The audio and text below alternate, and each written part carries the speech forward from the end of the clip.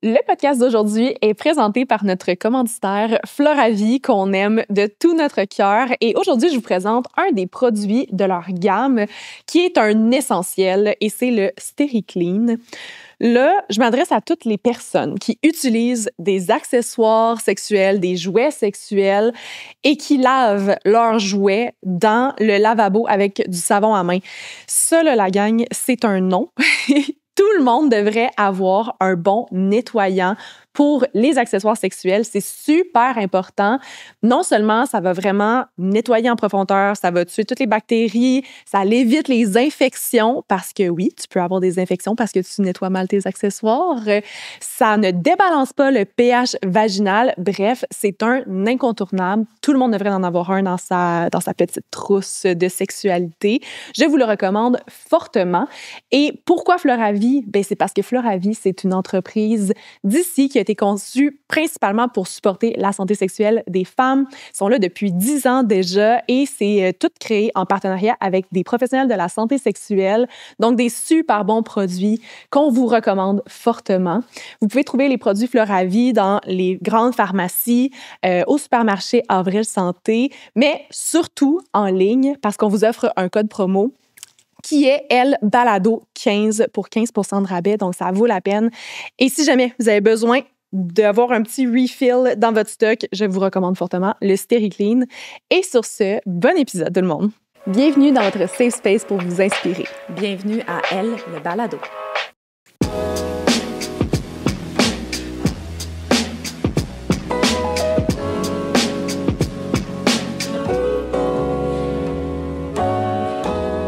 Bonjour Sophie. Bonjour Marie-Lou. Merci beaucoup d'avoir accepté notre invitation. Je suis très contente d'être là. Merci les filles. Très contente. Je suis contente que tu sois contente, hein? Oui, ben, pour Catherine, tu es une découverte aujourd'hui parce que nous, on s'est rencontrés dans le contexte d'un groupe de femmes entrepreneurs qu'on a en commun. Puis à toutes les fois, on part dans des grandes conversations. Oui. Donc, je me suis dit, bon, ben, la dernière fois, on parlait de féminisme. Puis j'étais comme, Sophie, il faudrait que tu viennes sur mon podcast. Ce serait vraiment le fun.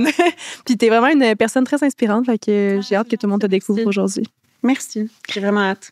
Avant de commencer, on a des petites questions en rafale pour toi. Oui, I'm ready. Questions rapides, réponses rapides. OK. Start ça? Je start ça. T'es prête, Sophie? Mm-hmm. Quel est ton endroit préféré pour te ressourcer? Je dirais concrètement la salle de yoga.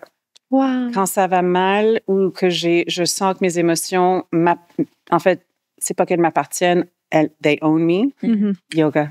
Wow. Ouais. J'adore. Quelle chanson te met instantanément de bonne humeur? Ah, j'adore. J'ai une playlist entière de chansons qui s'appelle Joie. Je dirais, wow, là, je panique quand c'est une chanson. Mais en fait, toutes les chansons auxquelles je peux chanter comme à tue-tête. Il y a beaucoup de Florence and the Machine en ce moment. Mm-hmm. Like King et Free, ce dernier album. Oh. Ça me fait du bien. Parfait. Oh, est difficile. Si tu pouvais dîner avec une personnalité inspirante, qui choisirais-tu? Ça, j'y ai pensé, heureusement, et je dirais Jane Fonda. Je sais pas c'est qui. Moi non plus. Ah non, hein? Non. OK. Jane Fonda, c'est une actrice. Elle vient d'une grande famille d'acteurs. Peter Fonda, il y a des grands films que son père faisait. C'est comme la doyenne du cinéma américain. Puis elle a toujours été activiste. Elle était mariée genre au fondateur de CNN, Ted Turner. Puis elle est vraiment, c'est une féministe qui aussi s'est battue contre la guerre au Vietnam quand c'était vraiment, ça pourrait nuire à sa carrière d'actrice. Donc elle a pris des risques. Puis c'est une femme plus âgée. Puis ça m'intéresse aussi de voir comment agir. Comment est-ce qu'on peut vieillir. Le mot, c'est intéressant parce que âger puis vieillir, c'est pas la même chose, you know? C'est une femme qui vraiment prend de la place et se permet de continuer. Je pense qu'elle a 80 quelque chose ans, puis tu la vois encore aux démonstrations pour l'environnement, contre les... Tu sais, she's amazing. Wow. Badass. J'aimerais aussi la rencontrer. Ouais, elle est vraiment... Il y a des podcasts avec elle, vous aimeriez beaucoup. Ouais. For sure. Parfait. Quelle est la chose la plus surprenante que tu as appris lors de tes voyages? Wow. Tough one. Écoutez, c'est une très belle question. Mon père était journaliste, il était correspondant à l'étranger pour l'agence de presse Reuters. Donc, j'allais quand même dans des endroits... Je disais toujours, je prends mes vacances dans les endroits que les autres évitent. You know, c'était comme, il était au Liban pendant la guerre des années 80, puis de nouveau pendant la reconstruction. Tu sais, Pologne communiste, c'est là que je passais des vacances. À Chypre, en Inde. Ben, je pense qu'une des grandes choses que j'ai apprises, c'est que mon niveau, ça, en particulier en Inde, c'est que il me fallait, tu sais, je travaillais pour un OBNL à ce moment-là où j'essayais. Et je me trouvais comme il y avait une salle de bain qui était vraiment, c'est comme une pièce un peu noire. Il y a un robinet presque par terre avec un seau. Et c'est là que tu te laves, puis il y a un trou dans le... Tu sais, that's it. Ouais. Et je me souviens que j'étais... Et puis, moi et 2 filles avec qui je restais, on partageait un seau d'eau pour se laver. Good times. Oui. Et je me souviens, ça m'embêtait, puis ça me... Tu sais, j'étais déprimée, puis je me suis rendu compte à un moment, j'étais comme, ah ouais, c'est moi qui ai le désavantage.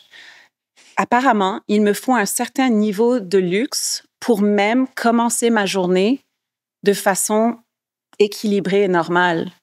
Ça a été vraiment comme un rappel de mon monde n'est pas le monde. Ouais. Je pense que ça a été, et ça, c'est vraiment, je dirais, la base de tous ces voyages qui m'ont rappelé, ah oui, il y a des gens que, tu sais, l'électricité coupe toutes les 10 minutes au Liban. Ouais. The world is different. Et ça m'a vraiment fait du bien. Et je me sentais outsider beaucoup aussi, ce qui était important pour le travail que je fais, de savoir ce que c'est de ne pas comprendre la langue, d'être l'autre, même si avec tous ces privilèges, d'être une femme blanche quand même. Mais ouais. J'adore. J'ai pas de réponse courte, les filles. Non, je m'attends. Non, mais j'adore parce que ça me faisait penser. C'est vraiment intéressant. Tu peux faire un petit aparté. Ça me fait penser j'ai fait un voyage avec Terre sans frontières il y a quelques années. Puis une des personnes qui organisait là, ce voyage-là nous disait que quand elle était allée, je pense que c'était au Sénégal qu'elle était allée dans une famille, dans un petit village très local. Puis, la maman de la famille lui donne une canne de, on va dire, pois chiche, là, je sais pas si c'était une canne de quoi. Puis, il dit, ouvre la canne. Puis, elle était comme, mais il est où ton ouvre-canne? Puis, la maman s'était esclaffée de rire parce qu'elle était comme, là, vous les Américains, vous arrivez ici en pensant que on est donc triste parce qu'on n'a pas le Big Plasma TV. Puis mais elle dit, tu sais même pas comment ouvrir une canne si t'as pas l'outil spécifique nécessaire. Tu viens d'illustrer mon point parfaitement. Ouais. Tout ce qu'il nous faut pour ce qu'on considère la base d'une vie soi-disant normale. C'est un gros wake-up call, je trouve, d'être mis, je veux pas dire confronté, parce que c'est pas nécessairement confronté. Humbled. Je sais pas comment on le dirait en français. Comme... De reconnaître nos privilèges, là, de faire comme, oh, OK, ouais. C'est ça. D'être dans l'inconfort aussi, comme, tu sais, c'est comme ça qu'on enlève les pelures d'oignons, de remarquer, réaliser où on est dans le monde et où on se place. Vraiment. Ouais. Sophie, pour les gens qui ne te connaissent pas, pour moi, pour Catherine et pour les gens, parce que là, on parlait de ça avant que tu t'as fait quelques podcasts récemment et tout, que tu parles de surtout de communication, je pense que c'est comme surtout ça ta force. Mais nous, on veut vraiment apprendre à te connaître, toi et ton histoire. Fait que, qui es-tu? Qui est Sophie? Merci pour cette très belle question. Je suis la mère d'une fille de 21 ans. Je suis une écrivaine. Je suis quelqu'un qui est né dans un pays, qui a été élevé dans un autre, qui a fini ici, qui a toujours un pied dans le... En fait, je ne sais pas d'où je viens. Et ça fait partie de qui je suis. Il y a de la beauté là-dedans. Il y a aussi un deuil là-dedans. Tu sais, mes parents se sont rencontrés à Rome. Puis après, ils ont déménagé en Argentine, à Buenos Aires, pour couvrir la guerre civile. C'est un très bel endroit pour élever tes enfants. Et puis après, on est venu au Canada. Et, toi, tu es née en Argentine? Je suis née à Rome. Et puis 6 mois après, on est parti sur un bateau de Rome jusqu'en Argentine. C'est des histoires quand même folles. J'ai comme l'impression d'avoir eu comme accès à des vies complètement et des périodes de temps complètement différentes. Tu sais, d'avoir passé du temps en Pologne communiste et d'avoir vu le communisme. I sound like I'm 400 years old. Ceux qui t'écoutent audio, genre... Comme de quoi, elle a l'air? C'est ça. OK. Mettez une belle photo. Donc, je pense que je suis une éternelle comme curieuse. Je suis vraiment quelqu'un je suis extrêmement idéaliste. Je me nomme presque comme une idéaliste stratégique. Tu sais, j'ai besoin de contribuer de manière positive au monde. Je suis très impatiente là-dedans aussi. Donc, je suis, je pense, tu sais, quelqu'un m'a dit, you're a social innovator, it sounds pompous, mais tu sais, oui, je pense que oui. Dans le travail que je fais, j'essaie de questionner la façon dont on fait les choses et est-ce qu'il y a un moyen d'aller chercher les gens là où ils sont? Est-ce qu'on peut avoir du plaisir à aussi créer du changement ensemble, mais sans forcer, sans coincer les gens? I don't know if that answers it. Voilà. Oui, est-ce que je peux être toi? Éducatrice. Oui, toutes ces sphères. Et fondatrice de l'OBNL, puis, tu sais, éducatrice aussi. Donc, voilà. J'aime que les gens, de plus en plus, on a reçu Catherine Fournier également qui nous a donné une belle réponse, un peu, je trouve, comme la tienne, qui n'était pas, que je trouve les deux, vous vous identifiez pas uniquement avec votre travail. Ouais. Qui est comme votre personne à part entière et pas juste je suis tel métier ou. Oui, je trouve ça beau. On voulait en apprendre plus sur ce qui t'a mené à être là dans ta carrière, ton parcours qui est tellement inspirant. Puis on va parler un peu de ton organisme que tu as eu aussi dans les dernières années éventuellement, mais j'aimerais savoir qu'est-ce qui t'a mené à faire ça. Merci. Écoute, j'ai travaillé dans plusieurs pays parce que aussi après, tu sais, je suis revenue au Canada, mais j'ai quitté pendant 10 ans. Je suis partie aux îles Caïmans où j'ai travaillé pour une station de télé. Tu sais, je vendais des pubs au fermier jamaïcain dans son pré à côté de sa vache, mais aussi, tu sais, au directeur de banque dans sa salle de conférence. Puis après, j'ai demandé de vraiment rentrer dans les nouvelles, en fait. Mes parents étant journalistes, et les deux, je voulais, en fait, vraiment, et donc j'étais en fait la productrice des nouvelles, ce qui était live. J'ai pu faire du journalisme, de la télé, j'ai adoré. C'est vraiment la chose si je faisais pas ce que je faisais, si j'avais pas eu une fille, je pense que j'aurais été comme correspondante à l'étranger. Et puis on est parti après, je me suis mariée, puis on est parti à Dublin. Puis là, j'ai travaillé en pharma, random, mais tu sais, on m'a donné une job. Et puis après, on est parti au New Jersey. There's a slight downward spiral here. Et je me suis retrouvée dans une banlieue, tu sais, une de ces maisons qui ressemble à toutes les autres maisons. On s'est séparés, je suis revenue à Montréal. Donc, j'ai trouvé, tu sais, je me suis jamais vraiment sentie à ma place. Même dans les... Pardon? Tu bougeais beaucoup. Je bougeais beaucoup. J'ai toujours bougé beaucoup. Et tu sais, c'est intéressant, quand je suis revenue, oui, j'ai travaillé en pharma, j'avais une enfant, j'étais seule. Tu sais, c'est avant les médias sociaux, donc je connaissais 2 personnes, dont une qui est au West Island, et on le sait, c'est comme un autre monde. Donc, on se voyait plus quand j'habitais aux îles Caïmans. Donc, j'ai travaillé en pharma. Après, j'ai travaillé en pub comme directrice pour le compte L'Oréal et Maybelline, ce qui m'a vraiment été comme un cours accéléré en « You can handle anything ». C'est vraiment intéressant.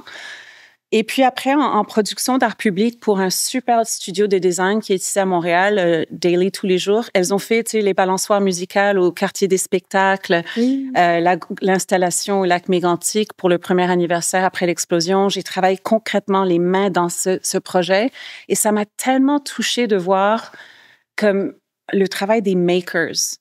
Tu sais que, par exemple, vous pouvez imaginer, on prend l'exemple des balançoires. Le concept, c'est des balançoires. Quand tu te balances, tu crées une harmonie. Et si quelqu'un se balance avec toi, vous créez une harmonie plus riche et plus complexe. Et donc, l'idée, c'est en fait de connecter, d'amener les gens à se regarder, à collaborer. Même les étrangers. Like, that brings tears to my eyes chaque fois. Et donc, ce travail a commencé. Je voulais être entourée d'amis aussi qui osaient faire, essayer, changer. Et donc, après ça, j'ai lancé mon OBNL en 2015, sans vraiment savoir que c'est ce que je faisais. Il y avait la crise des réfugiés syriens, puis c'est quand même une des plus grandes crises des immigrants, des réfugiés, pardon, de l'histoire. Et ça venait vraiment me chercher, comme beaucoup de gens. Mais quand le petit garçon Aylan Kurdi a été retrouvé, là, j'ai lancé un souper. Et en fait, pendant 5 ans, j'ai lancé un Nobel qui s'appelait We Do Something. Et l'idée, c'était en fait d'être la réponse à la question, mais qu'est-ce que je peux faire? Fais quelque chose. Do something. Ça, c'est ma version du stress. Like, I have to do something. Et donc, pendant 5 ans, j'ai vraiment travaillé à comme toutes les nouvelles qui venaient me chercher. Je voulais aller soutenir ces communautés. Donc, j'allais vers ces organismes communautaires qui travaillaient avec eux. Je cognais à la porte et je disais, racontez-moi un peu votre histoire. Comment pourrions-nous vous soutenir? Et donc, j'en ai fait genre 18 en 5 ans. J'ai travaillé seule. j'ai levé des fonds, mais je me payais pas. Tu sais, j'amenais des communautés. Donc, j'avais comme, tu sais, des réfugiés haïtiens dans la même place que des Montréalais. Tu sais, de mélanger des communautés, ça m'a touchée. La partie qui m'intéressait le plus, c'est comme, ben, comment tu fais pour amener des gens qui semblent à la surface être super différents et leur donner un sentiment égal de dignité et de démontrer, par exemple, l'expertise de ces réfugiés et de pas devenir, tu sais, white savior. Donc, on est gentil, on vous donne des, tu sais. Ça m'a vraiment testé à plusieurs niveaux dans le sens que j'ai dû apprendre à reconnaître que j'ai dû apprendre à écouter. What do you need? C'est vous les experts dans vos vies. Mais je me suis rendu compte que j'arrivais avec des préjugés, avec des biais, tu sais, que I know what to do. Ouais. Donc, j'ai vraiment passé un moment de comprendre. Puis aussi, j'ai réalisé que oui, ma grand-mère a quitté la Pologne comme réfugiée à 19 ans. Avec l'homme qui allait être mon grand-père. Et mon père est né à Genève en quittant. Tu sais, ils ont traversé la Roumanie, Belgrade, ils sont allés en Égypte. Et j'étais comme, ah oui, c'est vrai, je viens de réfugiés. Tu sais, des fois, on ne fait pas le lien. Donc, je pense que, tu sais, après We Do Something, j'ai fait un burn-out quand Joyce Echaquan a été tuée, tu sais, dans l'hôpital à Joliette, on se le dit. J'avais contacté les communautés autochtones avec qui j'ai travaillé, puis j'ai demandé, qu'est-ce que je peux faire? Puis c'était comme, tu sais, on aimerait ça que nos alliés blancs juste prennent un peu d'action. J'étais comme, OK, est-ce que je peux lancer une pétition? Et j'ai lancé une pétition pour que le gouvernement Legault reconnaisse le racisme systémique. Bonne job quand même. Yeah, it went super well. Un bon objectif. Je pense qu'il y a 16 000 signatures quand même. Mais je me suis rendu compte que j'étais à la maison, puis j'étais vraiment frustrée, comme, tu sais, avec We Do Something, parce que je travaillais gratuitement, souvent, je demandais des choses gratuitement. Donc, est-ce que tu peux partager notre post? Est-ce que tu peux? Je pense qu'à un moment, j'en avais vraiment marre. And I found myself getting sort of bitter and a little bitchy in my head. J'étais comme, écoute, personne ne te force à te faire ce travail. C'est quoi en toi qui t'a convaincu qu'il fallait que tu prouves que tu es une bonne personne? Il y a quand même un élément là-dedans de ton truc de Mère Teresa. Je comprends. Tu sais, je fais du bon travail, ça a valu la peine. J'ai travaillé des entreprises, j'ai fait vraiment des belles choses, mais aussi, je me suis pas occupée de moi, je me suis pas payée. What is this? Who am I doing this for? Oui, j'aide ces communautés, oui, mais ça a été vraiment un moment de OK. Step back. Ouais, vraiment step back. Puis c'est de là que je suis arrivée au projet que je fais maintenant. Donc, l'OBNL a créé un programme que j'appelle Versus, qui est aussi un peu vers us. Puis l'idée, c'est que, tu sais, au lieu d'être que mon OBNL organise des événements qui réunissent des communautés autochtones ou des demandeurs d'asile avec des Montréalais, on était comme un pont entre différentes communautés. Ben là, Versus, c'est outiller les gens à eux-mêmes devenir des ponts. Aller vers le soi-disant autre, être à l'aise dans l'inconfort de te confronter à des choses qu'on ne comprend pas ou des religions ou des idées. Donc, ce travail, c'est dans ma tête, dans mon corps, dans mon cœur depuis au moins 12 ans, mais j'avais pas le courage de le lancer. We Do Something m'a donné le courage et ce sentiment de permission. Man, takes a long time. Puis, donc, c'est ça. Donc, et j'apprends tout le temps. Donc, le fait que moi, j'enseigne aux gens comment avoir des dialogues, tu sais, comment gérer leurs émotions, la littératie médiatique, it's funny. Parce que dans ma famille, j'étais toujours comme la plus grande, puis j'étais assez agressive dans ma communication, défensive. J'ai dû l'être pour survivre à ma famille. Mais j'ai dû apprendre ça fonctionne pas. Donc, j'aime bien l'enseigner parce que je l'enseigne d'une façon pas I know, mais plutôt voici les outils qui peuvent être utiles à se remarquer nous-mêmes. Il n'y a pas de jugement moral à vous d'utiliser si vous voulez, mais d'une façon ou d'une autre, maintenant, vous êtes mieux outillés à comprendre d'où viennent vos réactions et comment vous affectez ceux qui vous entourent. J'adore. Ouais. Très complet. Fallait que tu me prépares mieux à cet épisode-là. Là. Je pense que je savais pas que ça m'attendait de surprise. Marie-Lou arrive toujours avec des belles surprises comme ça. J'adore. Puis là, actuellement, l'OBNL est encore sur place. Mais j'organise plus vraiment d'événements. Ça devrait peut-être revenir. J'ai entendu plein de gens qui disent, peux-tu le ramener? Yes, please send money. Mais en ce moment, je me pointe beaucoup sur Versus. Puis, on voit la polarisation qui augmente. On voit que la désinformation, tu sais, le fake news, tout ça. Je suis comme, les gens se sentent tellement... Je déteste l'impuissance. Ouais. On n'est pas impuissant.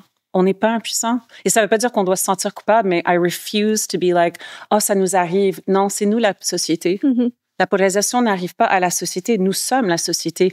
Oui, il y a un gouvernement qui devrait faire des lois, tu sais, les règlements des médias, des plateformes de médias sociaux, ce serait... That would be a smart move. Mais je ne veux pas que les gens se sentent comme démunis et en désespoir. Moi, je me sens quand même démunie en désespoir, je te dirais. Surtout en ce moment. Genre, very stressful time. I wonder why. Comme, mettons, là, qu'est-ce que t'as comme mot, là, pour moi? Qu'est-ce qu'on peut What can we do? What can we do? Comme... Non, mais c'est vrai parce que... Sur tant de points différents, mais de pas sombrer dans justement là, de faire comme on subit et... Ouais. Tu sais, qu'est-ce qu'on... Pour renchérir sur ta question, là, vraiment, c'est qu'est-ce qu'on peut faire? C'est difficile de formuler une question. Qu'est-ce qu'on peut faire, mais aussi sans se brûler nous-mêmes? Tellement. Tu sais, parce que oui, autant la situation en ce moment que ce soit pour les femmes, ou tantôt on a un épisode, on parlait de personnes trans. Tu sais, en ce moment, c'est vraiment difficile pour toute la communauté LGBTQ+. En tout moment, ça n'arrête jamais. Des fois, on se sent vraiment comme une goutte dans l'océan. Tu sais, oui, je peux faire quelque chose, mais est-ce que je vais être entendue? Est-ce que je vais me brûler? Un peu comme ce que tu disais par rapport à ton burn-out tantôt. Tu sais, comme la limite est où? Puis là, c'était 20 questions en une. Oui, mais Good luck. je pense que c'est des questions que je me pose aussi. C'est sûr que je suis pas la haute prêtresse de la sagesse, mais je me pose ces questions parce que je pense qu'on a des hauts et des bas, tout le monde. Tu sais, j'ai fait un reel récemment sur notre Instagram où j'étais comme, moi, je suis en colère. Ouais. Tu sais, moi, j'ai envie maintenant de concevoir un atelier sur la colère pour les femmes. Oh Puis, mon Dieu! On pourrait en faire un aussi pour les hommes parce qu'eux aussi le subissent, mais je pense que la colère, on n'a pas le droit de la ressentir. Les femmes, une femme qui est en colère n'est pas une femme en colère, c'est une femme colérique. Ouais. Tu sais, en anglais, tu dirais she's an angry woman. C'est pas une femme qui est angry pour une raison, tu sais. Tandis que quand un homme est fâché, le biais inconscient, c'est il a raison. Il y a quelque chose qui l'a fâché. Même si on n'est pas d'accord avec sa façon de gérer, il y a quelque chose qui l'a déclenché. Tandis qu'une femme qui démontre trop de colère, she's an angry woman. Oui.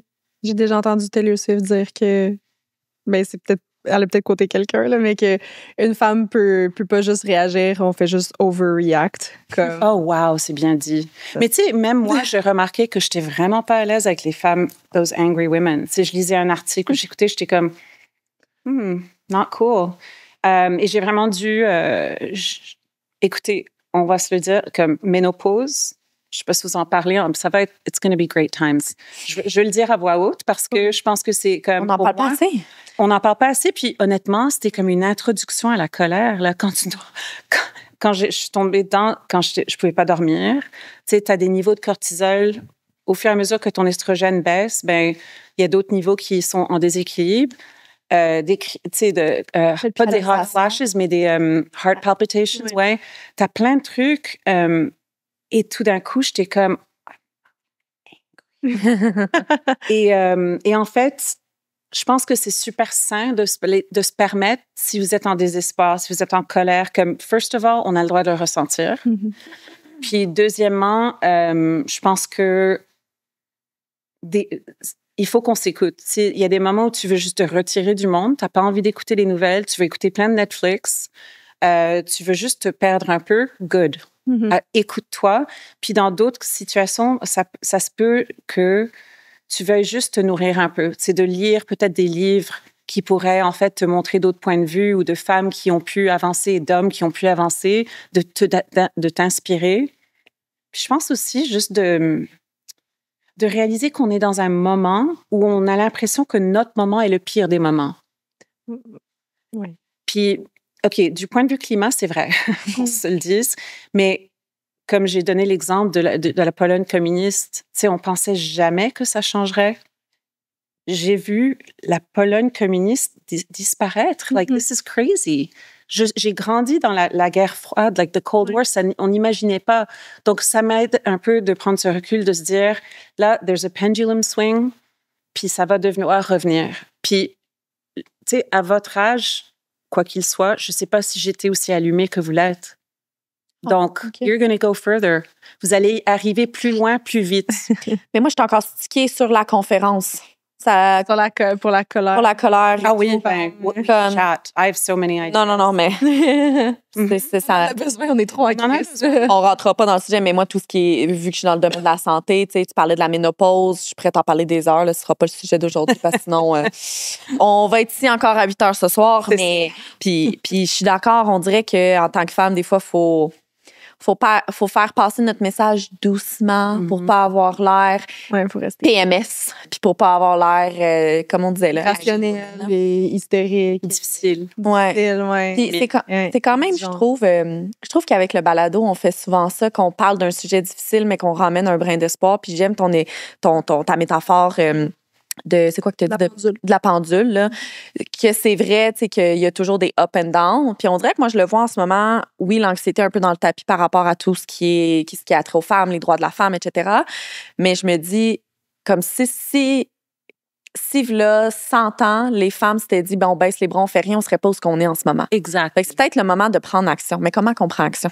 Mais tu sais, ça, c'est une bonne question. Puis je pense qu'il y a plein de niveaux. Tu sais, ça peut être que tu te nourris d'infos que tu n'avais pas. Comme là, vous venez de parler à Laurence, comment elle s'appelait-elle? Gagnon, oui. Dans votre dernier balado, qui est super intéressante, qui éduque au niveau du féminisme et donc, ça vaut la peine des fois juste d'être là-dedans, d'écouter d'autres voix. C'est ça. Tout le monde qui écoute le balado.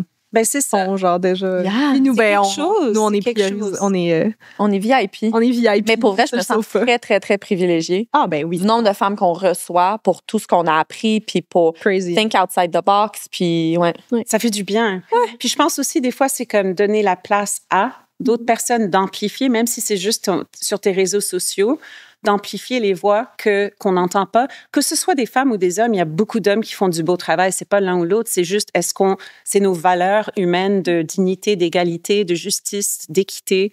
Puis d'autres fois, ça peut être d'avoir le courage, par exemple, d'être dans un souper, puis que la personne dit quelque chose avec lequel tu n'es pas d'accord. Ben, de pas sauter dessus, mais d'avoir le courage de dire, waouh, c'est malaisant. Et j'aime cette personne. Est-ce que j'ose dire quelque chose? Ça peut être des choses comme ça aussi, dire, écoute, j'aimerais en savoir plus sur ton point de vue parce que pour moi, ça sonne de cette façon.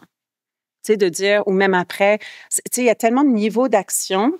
Puis après, ça peut être aussi d'organiser dans ton quartier. Tu sais, ici à Montréal, il y a beaucoup de personnes qui n'ont rien à manger, qui n'ont, tu sais, il y a tellement de problèmes. Et apparemment, la façon dont la cervelle fonctionne, quand tu donnes, ben oui, on sait que ça augmente ton niveau de, je pense que c'est sérotonine or some kind of happy drug. Donc, c'est pas de se fatiguer, mais de savoir qu'on est toujours capable de soutenir au moins quelqu'un si on n'est pas capable de nous-mêmes faire l'action. Mais je pense que lire, pour moi, je lis beaucoup en ce moment, j'écoute beaucoup. Qu'est-ce qu'on lit, admettons? Les femmes qui nous écoutent en ce moment, qui veulent commencer à lire, ben là, si on prend vraiment le thème de notre balado, là, plus par rapport aux droits de la femme, tout ce qui a trait au féminisme, de proche de loin. Aussi, inclusivité, diversité. Ouais. Je pose la question pour moi. Là, mais... Ouais, c'est une très belle question. J'ai tellement, tu sais, j'ai comme la pile de livres qui sont comme non-fiction, vraiment les livres intelligents. Puis j'ai les livres que je vais à la bibliothèque et I'm like, est-ce que la fonte a l'air genre fun and silly? Comme oui, beach read, mais dans mon lit. Oui. Il y a beaucoup de beaux livres là-dessus, comme même si c'est pas juste les femmes, il y a un livre que j'aime beaucoup, c'est une autrice qui s'appelle Amanda Ripley. Puis elle a écrit un livre qui s'appelle High Conflict and How We Get Out of It. Donc, elle regarde un peu la différence entre les conflits sains. Tu sais, on doit parfois être en conflit. Je suis pas d'accord avec toi. Vous êtes pas d'accord sur, par exemple, le thème d'un podcast. Il faut que vous ayez un peu de friction pour en sortir ensemble. Donc, il y a le conflit qui est sain et le conflit malsain. Et ça vient le terme high conflict, ça vient des divorces. Tu sais, les divorces où les gens perdent de vue tout sauf la destruction mutuelle. Ouais. Puis c'est plein d'exemples de comment on rentre dedans, comment la cervelle, la biologie. Moi, je trouve ça tellement intéressant parce que là, on parle même pas d'hommes et de femmes, on parle en particulier, à quel point la shaming. Quand tu shames quelqu'un, en fait, tu mets le feu tu t'assures que tu vas monter le niveau de conflit parce que tu es en train de mettre, you're cornering someone into shame. Donc, il y a des livres comme ça qui m'intéressent. pour les livres qui sont plus sur le point de vue de femmes, moi, je lis beaucoup d'autrices femmes, des femmes autochtones, des femmes, même si c'est pas exprès, je veux lire cette histoire. Puis j'ai lu un livre qui m'a un peu ouvert les yeux aussi. Récemment, c'est une femme filipino qui écrivait d'un point de vue d'une femme filipino qui s'occupe des enfants. Et j'étais comme, ah ouais, moi, j'ai grandi dans un quartier où on voyait beaucoup de ça. Puis, I knew, mais je l'ai pas tellement questionné. Et moi qui pense que je suis un peu ouverte et que je vois, j'étais comme, ah, je n'ai jamais lu un livre du point de vue d'une femme filipino qu'on voyait au moins dans la société comme, ah oui, c'est les femmes qui sont très bonnes à s'occuper de vos enfants. Non, there's quite a lot more, actually. C'est des femmes puissantes. Donc, on s'éduque nous-mêmes à travers les voix des autres, je trouve. Mais c'est vrai, je trouve ça intéressant parce que c'est vrai, on a probablement le réflexe de comme pick up le livre. T'es tellement plus haute que moi. Je regarde genre c'est rare, je suis plus grande que toi. Moi, je suis en mode cosy aujourd'hui. C'est ça. Mais ouais, j'ai l'impression que comme on va pick up le livre qui parle concrètement de féminisme, c'est vrai. Mais on pick up pas assez de livres qui racontent l'histoire de femmes. Et ça peut être une façon d'apprendre le féminisme. Moi, j'ai lu récemment, je le recommande à tout le monde qui ont jamais lu du Kristen Hanna. Ah non, je connais pas. Il faut que tu lises. OK, merci. C'est le meilleur livre que j'ai lu de toute ma vie. C'est un livre de fiction. C'est The Nightingale que j'ai lu, mais apparemment, toutes les œuvres de Kristen Hanna sont fantastiques. OK. Mais The Nightingale, ça porte sur l'histoire des femmes pendant la Deuxième Guerre mondiale. 2 femmes, et plus précisément 2 sœurs qui sont en France. Puis c'est inspiré de justement comme plusieurs histoires de femmes qui ont jamais été racontées parce que comme c'était quoi le rôle des femmes pendant la Deuxième Guerre mondiale, comme on parle juste des hommes au front, puis tout ce que les femmes ont actually fait. C'est elles qui travaillaient dans les usines, c'est elles qui... Mais même pas celle-là, c'est vraiment juste comme... C'est pas c'était juste leur vie, puis c'est 2 sœurs, puis il y en a une qui est comme crinquée de genre de défendre son pays, puis l'autre est comme plus à la maison, puis comme elle subit un peu plus, mais finalement les deux ont eu un impact genre énorme. Vraiment touchant. Puis là, j'ai commencé The Women, qui est sur la place des femmes dans la guerre du Vietnam. Ah, c'est mais c'est ça, tous ces points. C'est de la fiction, mais ça m'a jamais fait autant comprendre une réalité que j'avais jamais pensée. Mais je pense que des fois, la fiction, c'est le fun parce que tu peux te réaliser. En fait, quand tu lis un livre qui est sur un sujet X, tu es déjà convaincue d'un certain point de vue, right? Je vais pas prendre un livre sur le féminisme si je suis pas déjà ouverte. Oui. Si vous vous dites, crime, les filles sont tellement bien habillées aujourd'hui, ben c'est parce qu'on porte du girl crush. Puis si vous savez pas c'est quoi girl crush, ben vous vivez en dessous d'une roche. Les outfits de Girl Crush, c'est mes outfits préférés. Ça fait tellement longtemps que vous savez que je supporte cette entreprise, qui est une entreprise qui a pour mission de miser sur l'unicité de chaque femme, d'offrir de l'inclusion le plus possible, d'inspirer et de transmettre des messages positifs. Donc, ça matche parfaitement avec la mission de elle également. Leurs vêtements sont produits à partir de matières qui sont durables, de qualité. C'est des vêtements qui sont confort, abordables et inspirés des dernières tendances. Donc, maintenant, vous savez où aller magasiner. Leur site web, c'est girlcrushgang.com et on a caché un petit code promo dans la description de l'épisode. Sur ce, je vous laisse au reste de l'épisode d'aujourd'hui. Donc, mais parfois, ces livres qui sont du storytelling, c'est là que c'est puissant, c'est que, en fait, ça va t'amener dans des pensées auxquelles tu ne t'attendais pas et tu vas découvrir, comme je l'ai fait moi-même, que j'avais quand même un petit point aveugle. Oui. Et donc, ça me permet, tu sais, je lis aussi des livres du point de vue des hommes, bien sûr, parce que je veux comprendre, tu sais, je pense qu'il faudrait qu'on lise, c'est ça, versus, allons utiliser les connaissances du soi-disant whoever your other is, lis des livres de leur point de vue pour comprendre d'où ça vient, pas pour être gentil, by the way, nécessairement, mais stratégiquement, stratégiquement, si on veut faire des changements, il va falloir que tu comprennes à 360 le problème vu de tous les angles. Est-ce que tu as lu Love of Men de Liz Plank? Non. Pas encore, mais j'ai lu des extraits. She's pretty amazing. Ouais, on la veut tellement sur le podcast. She's amazing. Elle est montréalaise. J'essaie de toute façon, je peux de rentrer en contact avec elle. Non, elle est vraiment. She's très badass. Ouais, vraiment. Mais... J'ai comme l'impression en ce moment, comment je me sens comme si j'avais mon dos beaucoup de croûte à manger. Comme... We do. Ouais. Genre, for sure. Puis, je suis curieuse de savoir, est-ce que tu trouves que ta vision du féminisme a évolué dans les dernières années? Comment qu'elle a évolué? Tellement. C'est drôle, tu vois, ma belle-mère, my stepmother, quand j'étais comme plus jeune, je pense qu'elle s'est mariée avec mon père quand j'avais 12 ans, puis je me souviens qu'elle avait été féministe. And I was like, whatever. Puis elle lisait juste des autrices féminines. And I was like, whatever. Puis maintenant, j'ai évolué un peu, j'ai pris une certaine maturité et puis je suis fâchée. J'en ai marre. Tu sais, aussi dans ma vie personnelle, dans la vie de ma fille, il y a eu des choses qui sont passées, de la violence inattendue de la part. Tu sais, des choses vraiment choquantes que j'ai pensé étaient des exceptions, mais qui n'en sont pas quand tu commences à parler à des femmes. Ce n'est pas des exceptions. My anger is like, it's not okay. Puis, et je me rends compte à quel point que les choses que inconsciemment nous acceptons dans la société, nous les femmes autant que les hommes, on est socialisés à avoir une certaine version de ce qu'est la masculinité et de ce qu'est la fémininité. Puis tout le monde est trapped. Ouais. They're trapped too. Tu sais, le taux de suicide des hommes, genre 45 à 60, est 6 fois plus élevé que they have the highest rate of suicide. Ouais. Donc c'est une emprise qui a aussi un impact sur eux.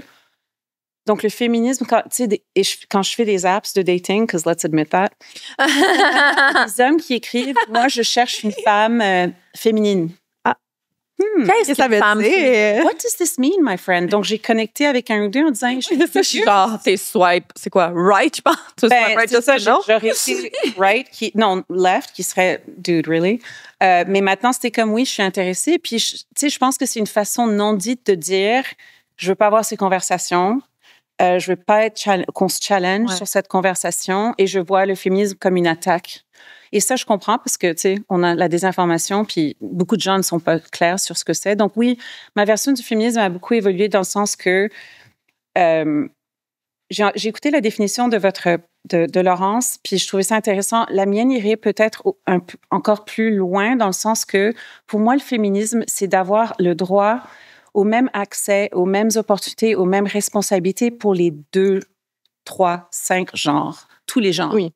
Que tout le monde ait, parce qu'on parle souvent des droits et des femmes, que les femmes devraient avoir plus accès, parce que comme une de vous l'avez dit, on a les lois qui nous protègent, mais la vérité sur le terrain n'est pas la même. Ouais.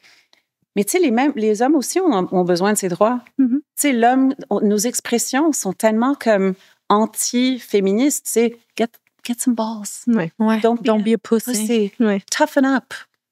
Like, Man up. man up. Oui, c'est ça, man It's more like, get a vagina. Ouais. Because we give birth. Like, we do all these things. Tu sais, donc, c'est comme un peu de dire que j'en ai marre de cette définition limitée qui nous met l'un contre l'autre. Ouais. Non. À place de finir ensemble puis de juste travailler Ça marche ensemble. pas quand on est l'un contre l'autre, là. Ça marche pas, on le voit. Tu sais, là, il y a avec tout ce qui s'est passé avec Gisèle Pellico, like, honestly, is this possible? Donc, oui, mon féminisme a beaucoup, là, ça fait partie de qui je suis. J'aimerais pouvoir, tu sais, cette partie de mon identité, elle doit être là.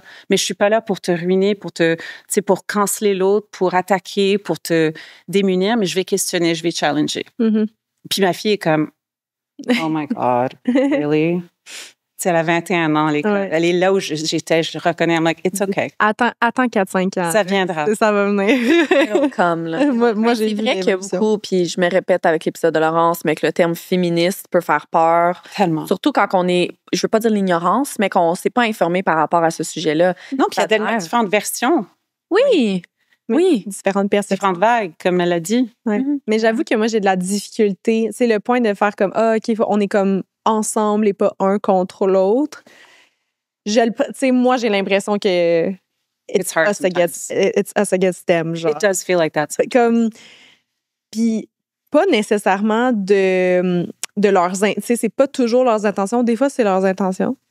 Mais des fois, c'est pas leur intention d'être contre, mais en même temps, je sens la personne contre par des propos qui vont se glisser, par la façon d'agir, de réagir aux actualités, à des choses que je dis, etc.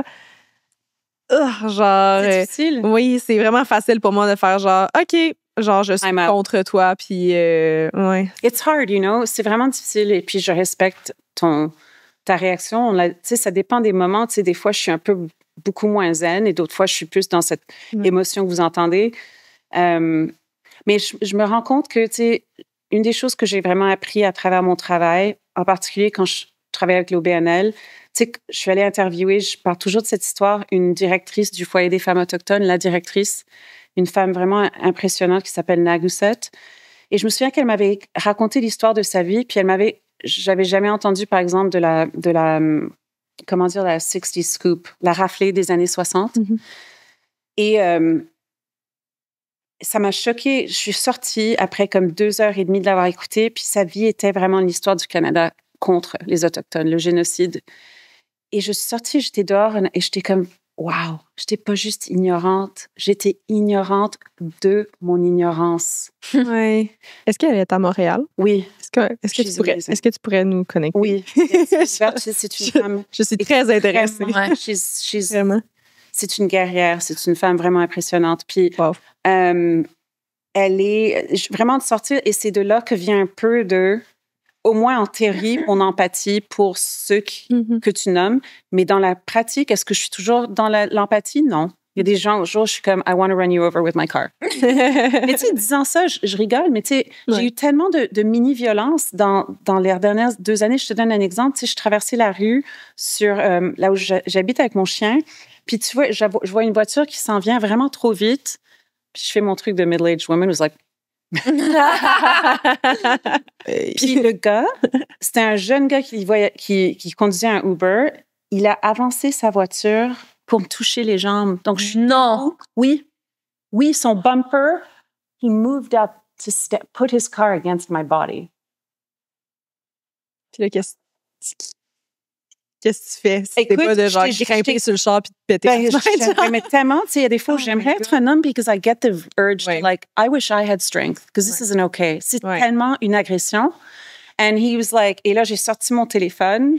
Puis là, il a reculé, puis il a fait le tour. Puis là, j'ai cherché sur Uber comment je fais un rapport, mais si c'est pas ton conducteur, il y a aucune façon. Oh.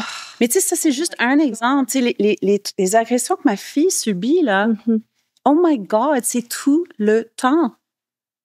Parce que c'est une belle fille qui attire de l'attention, puis les hommes lui parlent d'une certaine façon, la traitent holy, c'est... Puis dans le passé, je leur ai dit, parlant de mon évolution de féminisme, mais tu n'aurais pas dû réagir comme ça. Tu sais, ne parle pas aux gens comme ça. Ça n'aide pas. Parce que j'ai été bien élevée, soi-disant. Et maintenant, je suis tellement fière de toi. Tu as le courage de te défendre, de dire ce que tu as à dire. Je n'avais pas ce courage à ton âge. Good for you. C'est vraiment difficile. Oui. C'est vraiment difficile. Puis tu dis, comme tu dis, c'est de la façon qu'on s'est fait éduquer, de la façon que, tu sais, on n'est pas supposé réagir en tant que femme, on n'est pas supposé déranger, on n'est pas supposé crier, on n'est pas... Calme-toi. Tu sais, mais tu sais, t'aurais-tu imaginé si ton histoire avec le bumper du gars, si t'avais été un homme, ou si c'était arrivé à un homme, qu'est-ce qu'il aurait fait? Il aurait hurlé, puis il aurait commencé à taper sur le bumper. Puis... You're right. Ouais, mais si... J'y ai même pas pensé. Mais non, mais en même temps, si toi, tu fais ça, comme ça se peut que ce soit pire. Là. Non, mais ça, puis genre, dans le sens, tu t'exposes à quelle violence? Yeah. De répondre violemment, c'est de t'exposer à... Est-ce que lui va se contrôler pour pas m'écraser? Pas genre...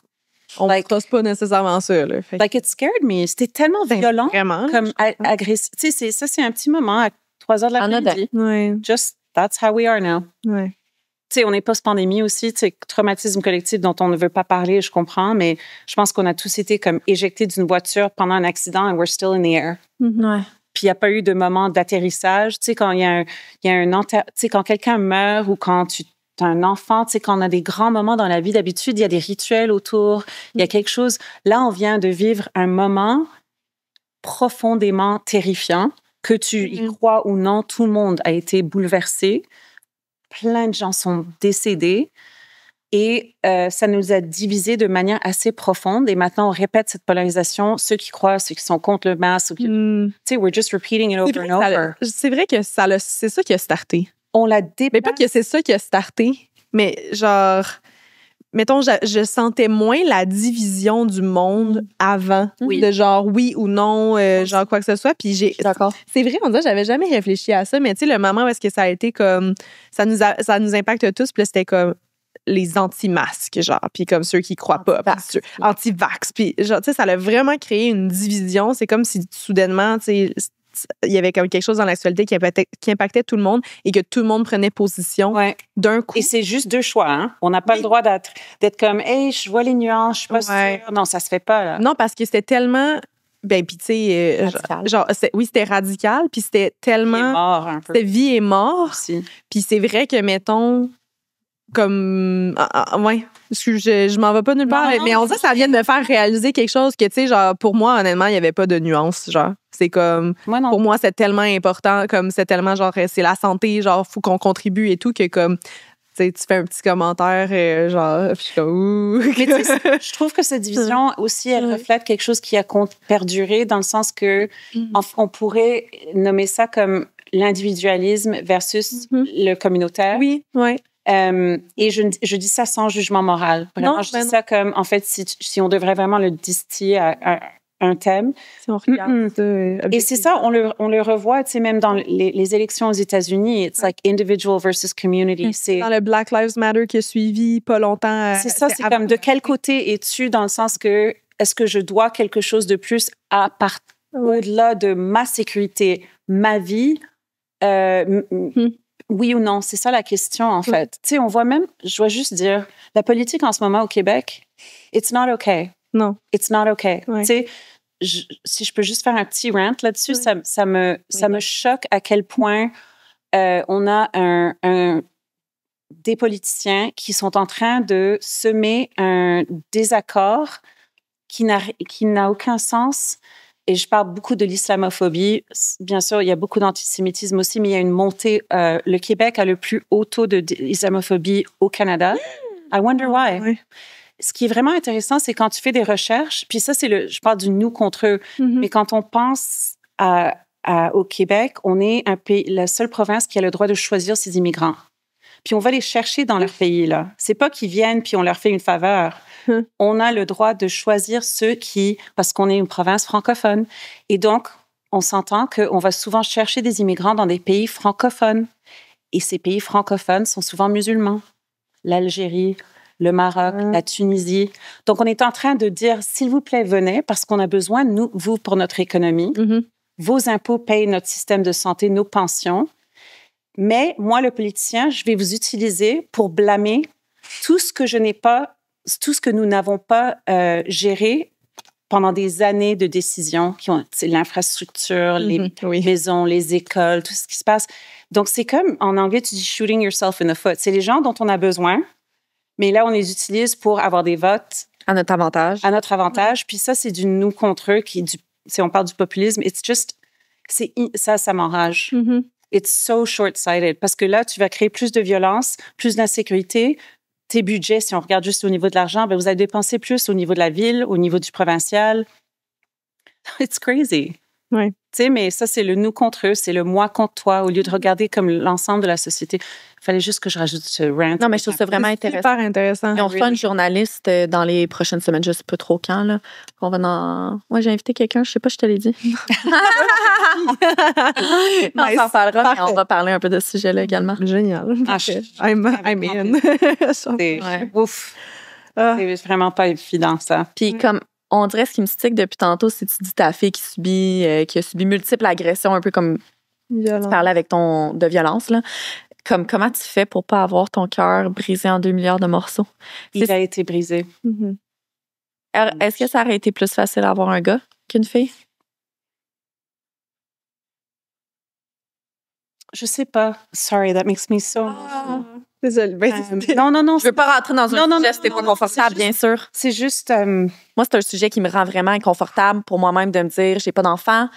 On dirait, avoir une fille me terrorise. Yes. Mais avoir un garçon me fait autant peur, mais pour des différentes raisons. Ouais. Ben, ça doit pas être facile d'avoir des garçons parce que il y a des études qui montrent que comme les Gen Z, il y a une étude aux États-Unis qui disait que les garçons Gen Z, quand ils les évaluaient sur des sujets d'importance sociale, disons 10 sujets comme whatever it is, l'environnement, etc., il n'y avait aucun sujet sur lequel les garçons étaient plus impliqués, plus intéressés que les filles. Elles étaient beaucoup plus interpellés que eux. They were kind of désengagés. Puis quand ils les ont interviewés après, ce qu'ils ont compris, c'est que Me Too, vous avez grandi dans le Me Too. Oui. Et les filles, donc, se sont senties permises de questionner, de repousser, de challenger, au moins plus que les gars. Et les gars ont reçu le message que you're the problem. You're toxic.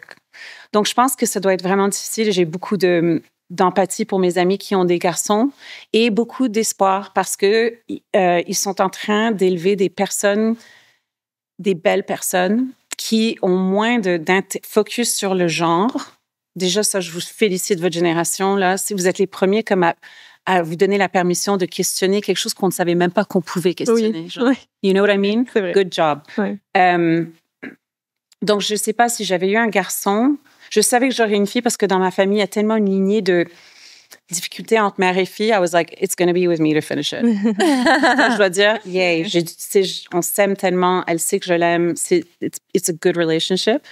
Mais oui, je pense qu'avoir un garçon, ce serait difficile parce que tu ne veux pas que plus quelqu'un se sent critiqué, attaqué, détruit, plus la nature de l'être humain, c'est de se défendre. Et quand on se défend, on est dans l'amygdale, tu es dans le fight-flight. Et par définition, quand tu es dans le fight-flight, ton cortex préfrontal ne peut pas agir. En fait, you can't think, you can't rationalize, you can't be creative, you can't be open.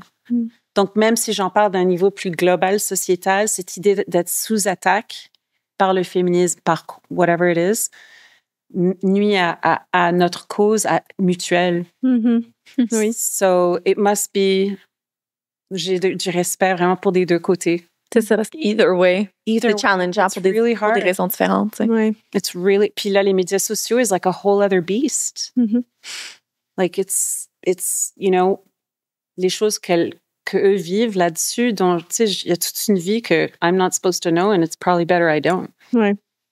Ah, je comprends. C'est vraiment des belles réflexions. Ouais. Moi, ça me fait toujours peur En fait, pas une ancienne amie, mais une connaissance, il y a autrefois, avait subi une agression, longue histoire courte. Puis, on finalement a porté plainte. Puis, la police est allée arrêter cet homme-là dans sa famille. Cet homme-là avait 18-19 ans, là, quand même assez jeune. Puis, elle me racontait qu'il avait été arrêté pendant un party de famille. Puis, je sais pas pourquoi que cette image-là m'a tellement restée en tête. Parce que, finalement, lui, il n'a pas été... reconnu coupable, manque de preuves, etc. Mais je me disais, tu sais, je parle, il a quand même subi le fait pendant un gros party de famille, avec toute sa famille, que la police est arrivée, il l'a menotté. Je dis pas que c'était suffisant, mais je dis que ça devait être choc. Mais je sais pas pourquoi j'ai tout le temps ça dans ma tête de, imagine si ça avait été mon fils. Oh, wow. Je sais pas pourquoi j'ai tout le temps ça en tête qui me revient. Ouais. Wow. Ben oui. T'imagines-tu? Mais ça. Wow. Ouais, très bon point, ça. C'est toujours difficile de dire comme autant de bonne éducation que tu donnes à ta fille, si t'avais un gars ou, tu sais, tu peux pas, t'es pas responsable de ce qu'ils vont faire après, t'es pas responsable de comment la vie va les traiter. Exactly. Les amis qui vont se faire, les idées qui vont se faire. Ils passent bien plus de temps avec d'autres gens qu'avec toi, tu sais.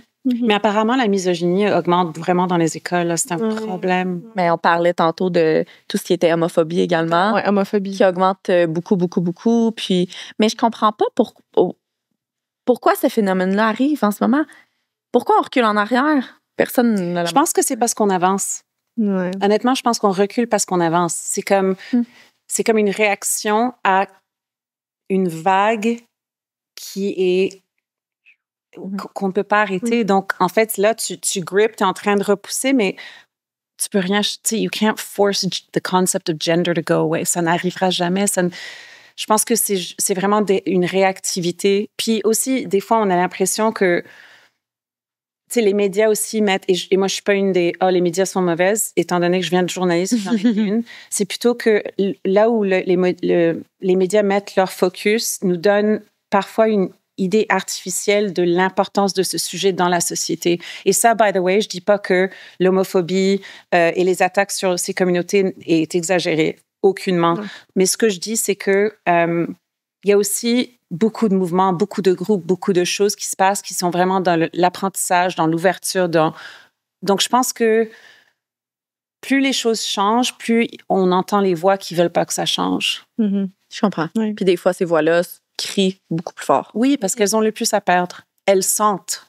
Elles pensent qu'elles ont le plus à perdre. Tu sais aussi, si tu y penses, on est au Québec, là. On est dans un pays, dans une province où l'Église était là où les gens se rassemblaient. On a de moins en moins d'espaces publics dans lesquels on rencontre l'autre. On est dans nos quartiers. C'est ça. Comme si tu vas sur Jean Talon, tu vas dans un supermarché, c'est une expérience très différente de si tu vas à Outremont. Right? So, on n'est pas dans les mêmes églises, on n'est pas dans les mêmes quartiers nécessairement. La désinformation nourrit cette méfiance les uns des autres.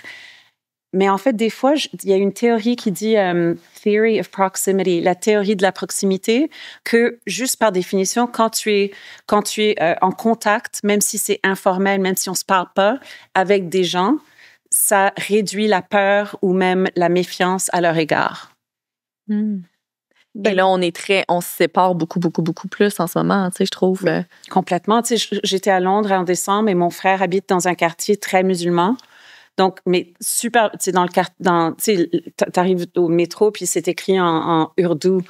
C'est beaucoup de Pakistanais, de Bengali. Puis, c'est tellement normal. Tu sais, c'est moi qui est la outsider. Mais je me sens à l'aise parce que aussi ma famille parle arabe. Tu sais, je suis comme, this is so cool. Mais tu sais, on n'a pas de quartier vraiment comme ça, autant que ça. Mais on aurait moins peur les uns des autres. Puis, c'est aussi l'idée de We Do Something. Quand je vous mets les uns à côté des autres, vous aurez beaucoup plus de difficultés à croire les stéréotypes, to hate each other, to not spend time together.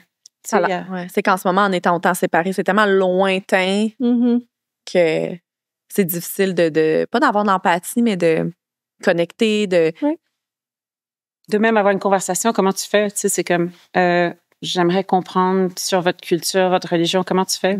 It's not easy. Tu parlais de la désinformation, là.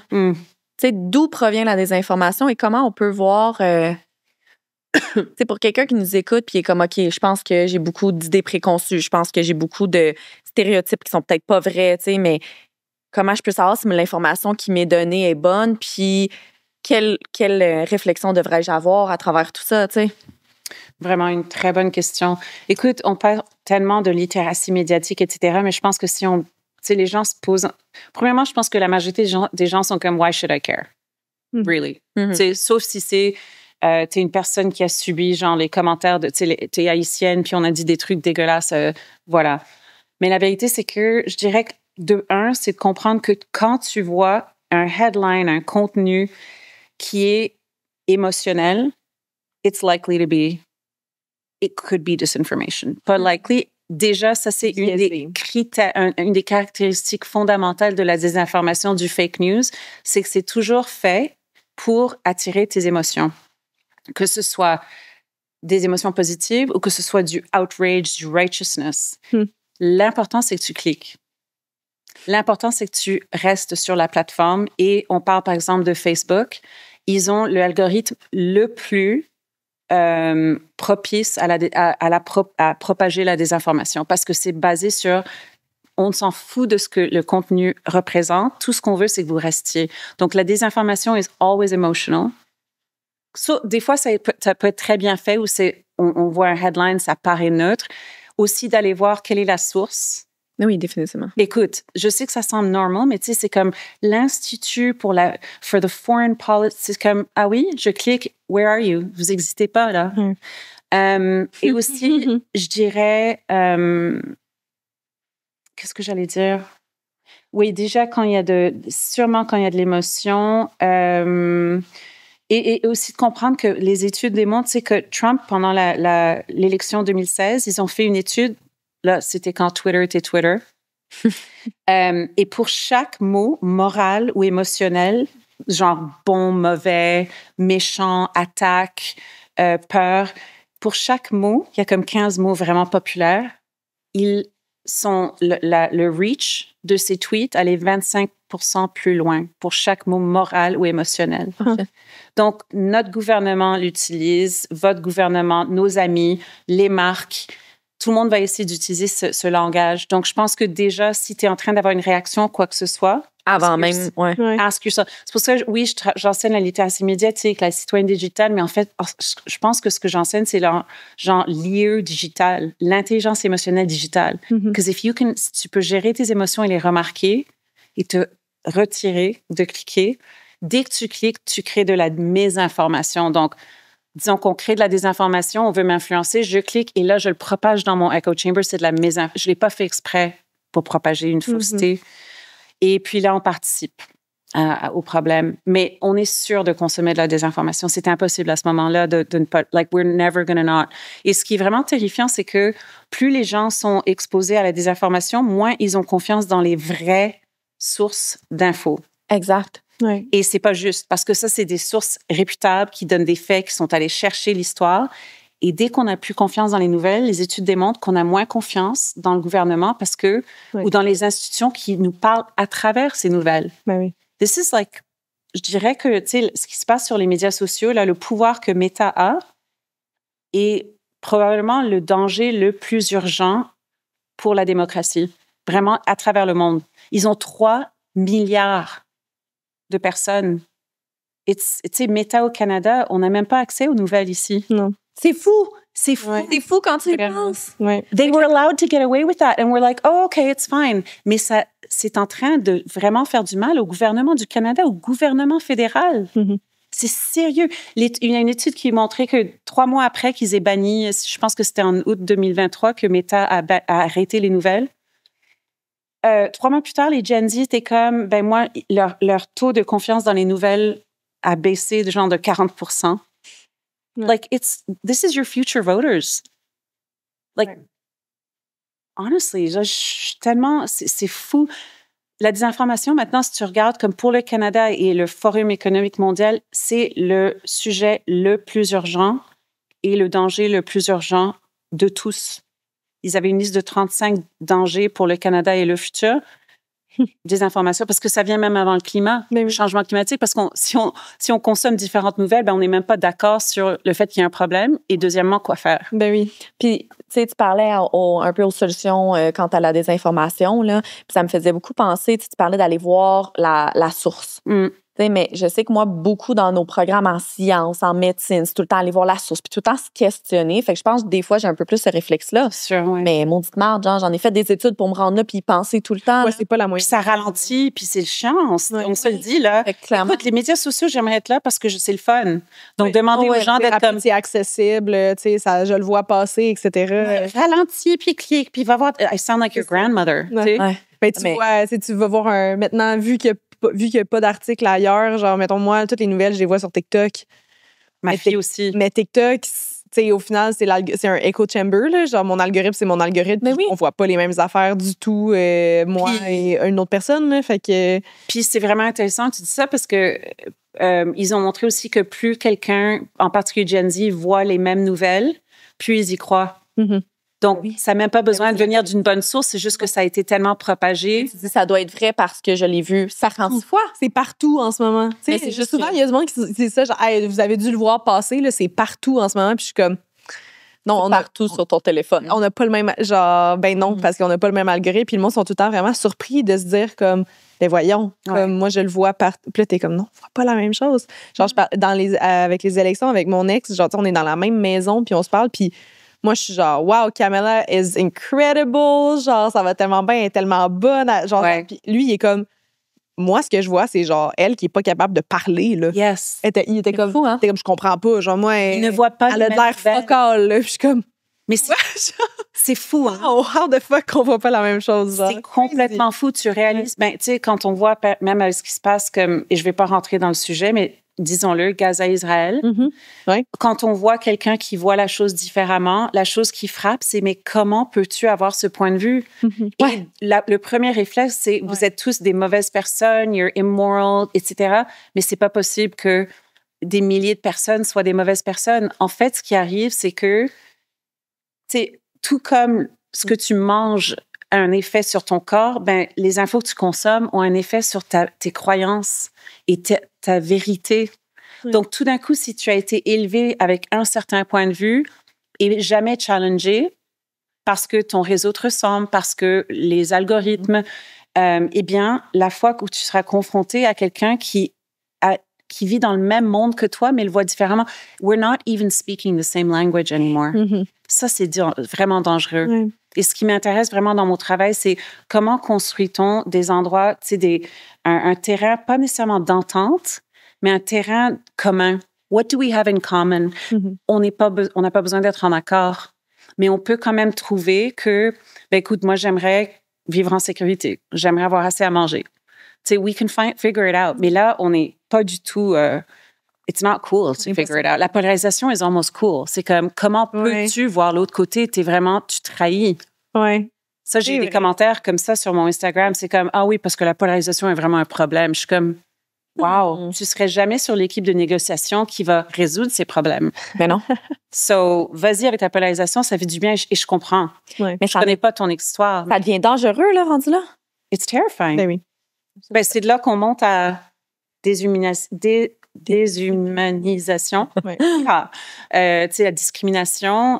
Il y a une pyramide de la haine qui monte à quel point, même de commencer avec les biais, puis après, tu sais, ça monte, and then you end up in like genocide and ethnic cleansing. It can apply to anyone. Mais on contribue chaque fois qu'on est comme l'autre. Et l'autre, ah ouais, ce que j'allais dire pour la désinformation, dès que je vois quelque chose qui commence avec they, really? Who's they? Ça m'énerve. Je suis comme, ah oui, mais they have been hiding this. They, I'm like, we're done. Ton Ça réfère souvent au gouvernement. Au moins, donne-moi comme... Nomme-moi qui. Ben, en fait, tu vois, moi, j'ai ce réflexe-là, surtout quand je vois les études disent. Puis je suis comme, mais laquelle? Les 3 faites dans un sous-sol à 5,5. Là. Je suis comme, not so sure about that. Complètement. Ouais, c'est fou, là. Puis souvent, les études ont été comme... l'étude pour le vaccin MMR, tu sais, ça a été comme un gros truc. Ça a été... comment dire, unproven, disproven plusieurs fois, mais tu sais, on peut quand même référer à une étude qui, mais oui. Comme tu dis. Oui, tu peux avoir une étude qui le prouve, mais après ça, tu en as 3600 qui te prouvent le contraire. Right. Oui, c'est ça. C'est ça. Ouais, mais c'est ça que les gens n'ont pas le réflexe à faire. Puis quand que je trouve que je perds espoir en tout ça, puis qu'il faut continuer, mais je me dis, c'est une minorité des gens qui vont se poser ces questions-là. C'est une minorité des gens qui vont dire, qui vont aller cliquer sur la référence. Ouais. C'est pour ça que j'essaie de faire ça. Je suis comme, how do I educate on a bigger level? Où ça peut être, je veux pas que ça ressemble à une éducation, je veux que ça soit comme, oh wow, je savais pas. That's super cool. Ouais. Ah, ma cervelle fonctionne comme ça. Ah, c'est comme ça. C'est une exploration de toi-même. Mais en fait, c'est pour t'outiller à comme remarquer, questionner, puis te sentir moins en réactivité permanente. C'est pour reprendre un peu ton pouvoir. Oui. Fais ça, là. Là, en ce moment, do it, please. Genre, peu importe c'est comment. Let's do this. Là, par contre, je suis mêlée, là, par rapport à ce que tu fais avec Versus. Rappelle-moi, Versus fait quoi exactement?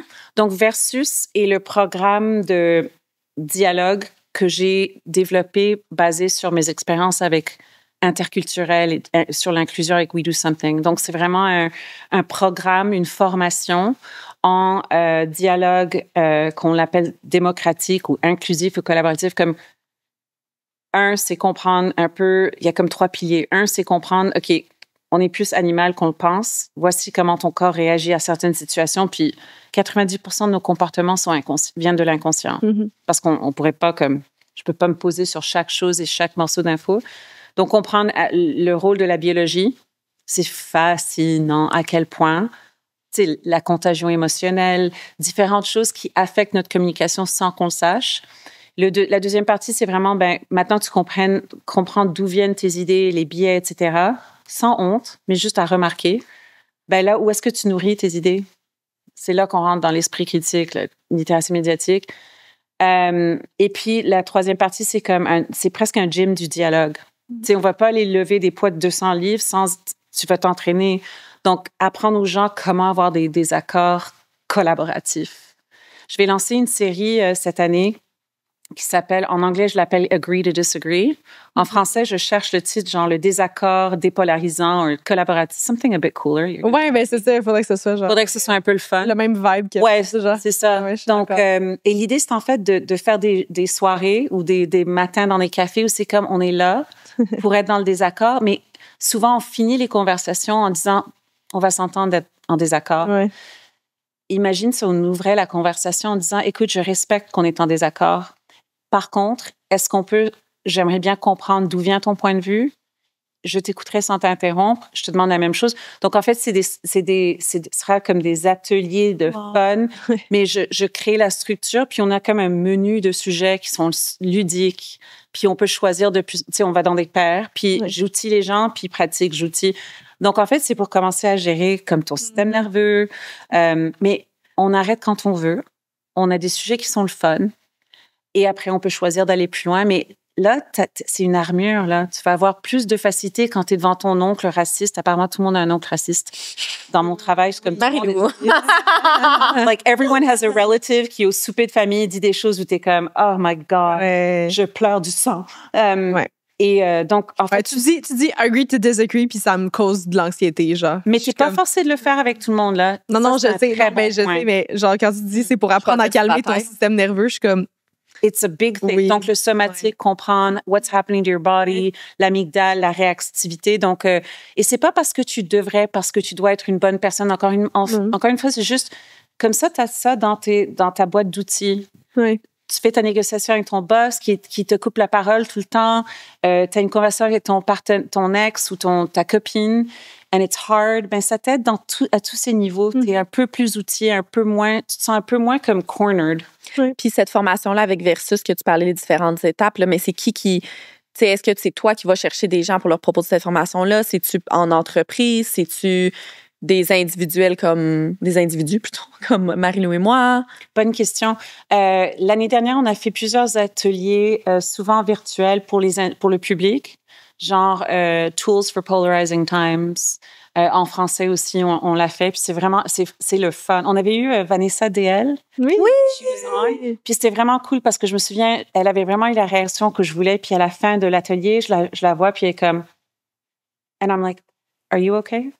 Puis elle a dit, mais en fait, je me rends compte à quel point j'ai du pouvoir et aussi à quel point j'ai une responsabilité. Avec tout ce que je fais, avec les clics, que j'ai un pouvoir sur les gens, une influence.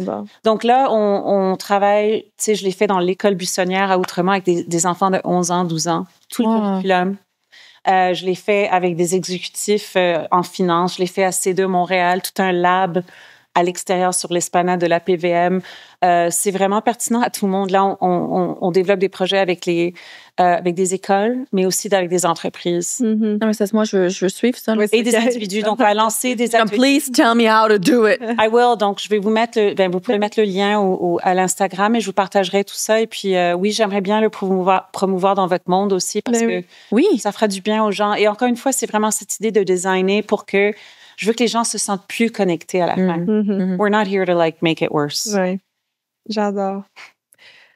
On a une dernière petite question pour toi, la question Floravie, qui est une question un petit peu plus réflexive. OK. Mais mettons, on peut pas partir sur une demi-heure de plus.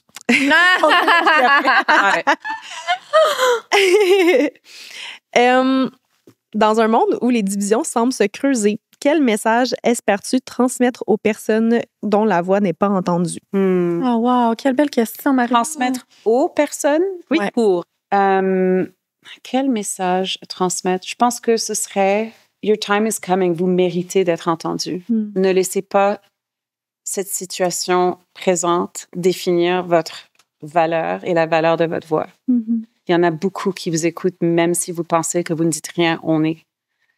Petit à petit, on commence à se réveiller. Tu sais,